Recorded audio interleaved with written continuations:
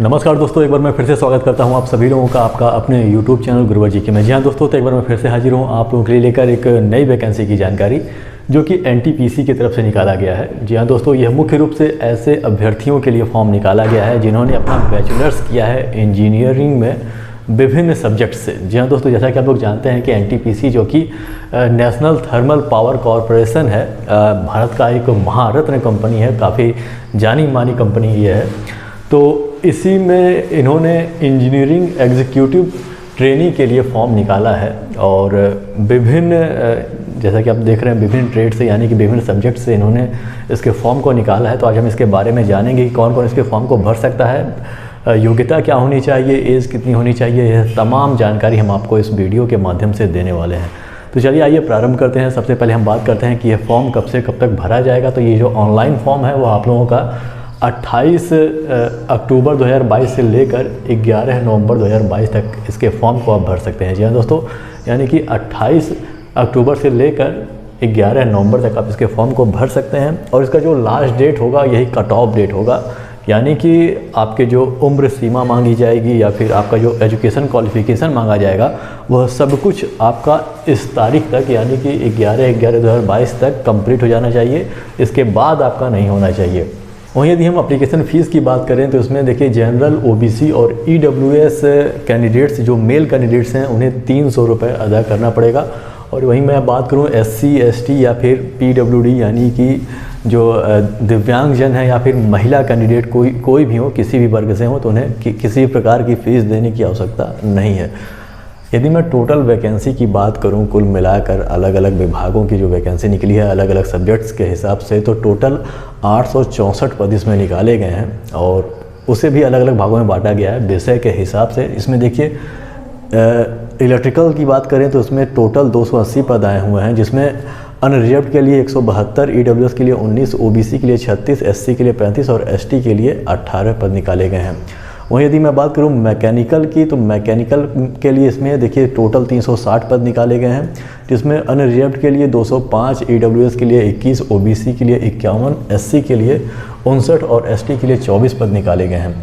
वहीं हम बात करें इलेक्ट्रॉनिक्स और इंस्ट्रूमेंटेशन की, जो दोनों को एक ही में शामिल किया गया है, तो इसमें देखिए टोटल पद जो है वो 164 निकाले गए हैं, जिसमें कि अनरिजर्व्ड के 76 हैं, EWS के 14, OBC के 43, SC के 24 और ST के 7 पद यहाँ पे निकाले गए हैं। वहीं यदि मैं बात करूँ सिविल इंजीनियरिंग की, तो इसमें देखिए 30 पद टोटल निकाले गए हैं, 14 अनरिजर्व्ड के हैं, EWS के 2 हैं, OBC के 8, SC के 4 और ST के 2 हैं। माइनिंग में 30 टोटल पद निकाले गए हैं, जिसमें से अनरिजर्व्ड के 11 हैं, EWS के 3, 8 OBC के 5, SC के और 3 ST के पद यहाँ पे निकाले गए हैं।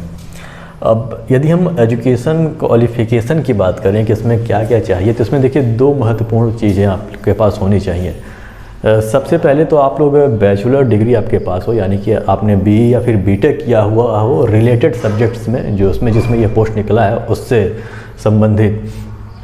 और दूसरा अपीयर्ड इन गेट 2022, यानी कि आपने गेट के एग्ज़ाम की परीक्षा दी हो और उसमें आपने क्वालिफाई किया हो 2022 के गेट के एग्ज़ाम में। जैसा कि आप लोग जानते हैं कि गेट का एग्जामिनेशन होता है जो कि graduate aptitude test for engineerings होता है। तो इसमें आप लोग अपीयर हुए हों और क्वालिफाई हुए हों तब आप इसके फॉर्म को भर सकते हैं।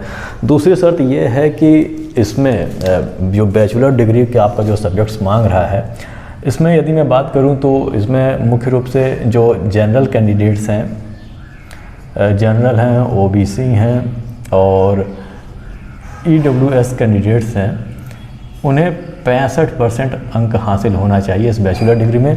और SC ST को यहाँ पे छूट मिल जाता है। SC और ST की यदि मैं बात करूँ तो वह 55% यदि पाए हैं अपने ग्रेजुएशन के एग्ज़ाम में, तो आप इसके फॉर्म को भर सकते हैं। यानी कि ग्रेजुएशन तो आप लोग का होना चाहिए इंजीनियरिंग में रिलेटेड सब्जेक्ट से, और साथ में ही आप लोग का यदि आप जनरल OBC और EWS हैं तो 65% अंक हासिल होना चाहिए ग्रेजुएशन में, और SC ST को 55%। अभी मैं ये आपको ये भी जानकारी दे दूंगा लास्ट में कि ये जो अलग अलग फील्ड की निकली हुई हैं वैकेंसियाँ, तो आपने किस किस सब्जेक्ट से अगर BTech किया हुआ है, जैसे इससे भी संबंधित अलग अलग कई सारे विभाग बांटे गए रहते हैं, कई सारी शाखाएं बढ़ जाती हैं BTech में। तो यदि आप उन सब्जेक्ट से भी आपने BTech किया हुआ है या फिर BE किया हुआ है तो आप इसके फॉर्म को भर सकते हैं। एज लिमिट की अगर मैं बात करूं तो इसमें अपर एज लिमिट, न्यूनतम एज लिमिट की कोई बात नहीं की गई है, क्योंकि वैसे भी सामान्य रूप से देखा जाए तो जो मान के ये चला जाता है कि जो बीटेक कर रहा है या फिर बीटेक कर चुका है 4 साल का, वो वैसे भी 18 साल से कम या फिर 21 साल से कम नहीं होगा। तो अपर एज में बताया गया है कि 27 साल से आपका अधिक नहीं होना चाहिए। और 11 नवंबर 2022 यानी कि 11 नवंबर 2022 के डेट में आपका जो उम्र है वह 27 साल से अधिक नहीं होना चाहिए। यही स्थिति यहाँ भी है, यानी कि जो आपका जो बैचलर डिग्री आपने प्राप्त किया हुआ होगा वह 11/11/2022 के पहले का ही रहा हो, यानी कि आपका जो प्रिंट रहा हो डेट इशू करने का, आपका जो मार्कशीट है वह 11 नवंबर 2022 के पहले का ही डेट उस पर अंकित रहा हो, तभी आप इसके फॉर्म को भर सकते हैं। और ये देखिए फुल टाइम चाहिए आप लोग का, ये नहीं कि कहीं और से कर लिए हैं, फुल टाइम बैचलर डिग्री आपका चाहिए 4 साल वाला। और अपर एज में जैसे मैं बात कर रहा था कि ये सामान्य वर्ग के लिए हो गया, लेकिन जो छूट मिलता है SC ST और OBC को, तो यहाँ पे SC ST को 5 साल की छूट मिल जाती है और OBC को 3 साल अधिकतम उम्र में छूट मिल जाती है। पैकेज की यदि मैं बात करूँ तो इसमें 40,000 न्यूनतम वेतन है और 1,40,000 ये आप लोग का पैकेज मिलेगा, जिसमें से न्यूनतम वेतन जो आप लोग का होगा वह 40,000 होगा। उसमें और सभी जो DA और सब पता नहीं क्या जोड़ के मिलता है, सारी चीज़ें वो आप लोग का जोड़ के इसमें दे दिया जाएगा। ये बहुत ही मतलब बढ़िया वैकेंसी है, इसमें कोई दो राय नहीं है। तो चलिए अब हम बात कर लेते हैं इसके सिलेक्शन प्रोसेस की। तो इसमें जो सिलेक्शन मुख्य रूप से लिया जाएगा वह इसी के आधार पे, यानी कि गेट के नंबर के आधार पे आप लोग का सिलेक्शन होगा, यानी कि जिसका बेहतरीन परफॉर्मेंस रहेगा गेट में, इसी आधार पे उनका सिलेक्शन किया जाएगा। इसके लिए कोई पेपर आप लोग का नहीं होगा, इसी के हिसाब से आप लोग को इंटरव्यू के लिए वहाँ पे बुलाया जाएगा, फिर आप लोग का सिलेक्शन इसमें कर लिया जाएगा। इसमें 1 साल की ट्रेनिंग की रहेगी, 1 साल का ट्रेनिंग पीरियड रहेगा। 1 साल के ट्रेनिंग पीरियड के बाद फिर आप लोग को इसमें नौकरी दे दी जाएगी।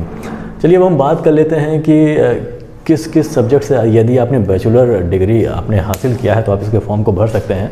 आपके स्क्रीन पे वह प्रदर्शित होगा जिसे आप देख सकते हैं। इसमें देखिए सबसे पहले हम बात करते हैं इलेक्ट्रिकल इंजीनियरिंग्स का जो पद निकाले गए हैं, उसमें यदि आपने बैचलर डिग्री आपका है इसमें किसमें इलेक्ट्रिकल में या फिर इलेक्ट्रिकल एंड इलेक्ट्रॉनिक्स से या फिर इलेक्ट्रिकल से या फिर इंस्ट्रूमेंटेशन और कंट्रोल से या फिर power system and high voltage से या फिर पावर इलेक्ट्रॉनिक्स से या फिर पावर इंजीनियरिंग से, यदि इसमें से कोई भी सब्जेक्ट से आपने बीटेक किया है तो आप इसके फॉर्म को भरने के योग्य होंगे। वहीं मैं बात करूँ यदि मैं मैकेनिकल इंजीनियरिंग की, तो उसमें देखिए मैकेनिकल से यदि आपने किया है या फिर प्रोडक्शन से किया है या फिर इंडस्ट्रियल इंजीनियरिंग से किया है या फिर प्रोडक्शन एंड इंडस्ट्रियल इंजीनियरिंग से किया है या फिर थर्मल से किया है या फिर मैकेनिकल एंड ऑटोमेशन से आपने किया है या फिर पावर इंजीनियरिंग से आपने किया है अपना बीटेक या फिर BE, तो भी आप इसके फॉर्म को भर सकते हैं। दूसरी बात यह कि इलेक्ट्रॉनिक्स इंजीनियरिंग की यदि मैं बात करूँ तो इसमें आपने यदि इलेक्ट्रॉनिक्स से किया है, फिर इलेक्ट्रॉनिक्स या फिर टेली कम्युनिकेशन से किया है या फिर इलेक्ट्रॉनिक्स एंड पावर से किया है या फिर पावर इलेक्ट्रॉनिक्स से किया है या फिर इलेक्ट्रॉनिक्स एंड कम्युनिकेशन से किया है या फिर इलेक्ट्रिकल्स एंड इलेक्ट्रॉनिक्स से आपने बीटेक किया है या फिर BE किया है, तो आप इसके फॉर्म को भर सकते हैं इलेक्ट्रॉनिक्स इंजीनियरिंग के अंतर्गत। वहीं मैं बात करूं इंस्ट्रूमेंटेशन इंजीनियरिंग की, तो इसमें यदि आपने इलेक्ट्रॉनिक्स एंड इंस्ट्रूमेंटेशन से किया है या फिर इंस्ट्रूमेंटेशन एंड कंट्रोल से किया है या फिर इलेक्ट्रॉनिक्स से आपने किया है तो आप इसके फॉर्म को भर सकते हैं। यदि मैं सिविल इंजीनियरिंग की बात करूं तो आपने सिविल से या फिर कंस्ट्रक्शन इंजीनियरिंग से आपने किया है BA या फिर बीटेक, तो आप इसके फॉर्म को भर सकते हैं। और माइनिंग इंजीनियरिंग में यदि आपने माइनिंग से इंजीनियरिंग किया है तो आप इसके फॉर्म को भर सकते हैं। तो दोस्तों ये चीज़ें कि आप किस किस सब्जेक्ट से आपने बीटेक किया है तो आप इसके फॉर्म को भर सकते हैं। और जैसा कि आप लोग जानते हैं कि गेट के हिसाब से आप लोग का इसमें चयन किया जाएगा। गेट आप लोग अपीयर्ड या फिर क्वालिफाई हो 2022 में। तो दोस्तों यही जानकारी देनी थी। आशा करता हूँ कि ये जानकारी आप लोगों को समझ में आ गई होगी और वीडियो अच्छा भी लगा होगा। यदि किसी प्रकार का कन्फ्यूजन हो तो कमेंट के माध्यम से आप लोग पूछ सकते हैं।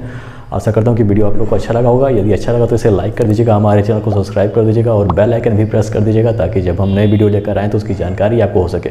तो हमारे साथ बने रहने के लिए बहुत बहुत धन्यवाद। मिलते हैं अपने अगले वीडियो में।